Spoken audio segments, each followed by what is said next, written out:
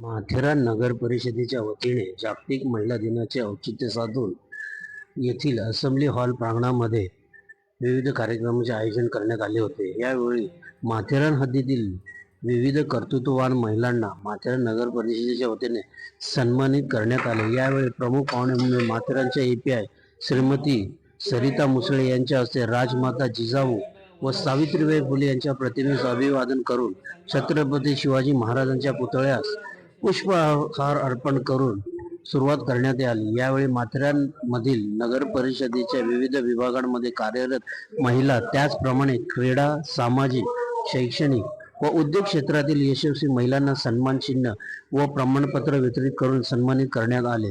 स्थानिक विद्यार्थिनींनी ज्यांनी शैक्षणिक क्षेत्रात उत्तुंग झेप घेतली त्यांचाही सन्मान यावेळी करण्यात आला। यावेळी उपस्थित सर्व महिलांना नगर परिषदेतर्फे जूट बॅग भेट देण्यात आल्या। माथेरान नगरपालिकेच्या नगरसेविका सौ अर्चना भिलारे, सौ ऐश्वर्या शिंदे व सौ सुरेखा साळुंके यांनी हा कार्यक्रम यशस्वी करण्याकरिता विशेष मेहनत घेतली, तर नगरपालिकेच्या महिला कर्मचाऱ्यांनी त्यांना मोलाची साथ दिली।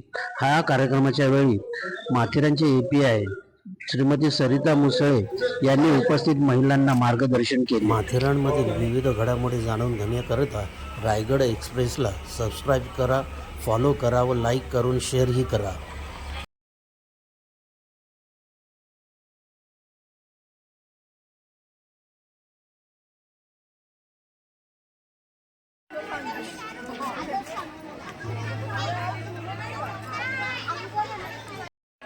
मान्यवर आणि सर्व माझ्या मैत्रिणीच बोलू शकत्या, वयाने लहान मोठ्या सर्व आहेत, त्यामुळे मी मैत्रिणीच बोलतो।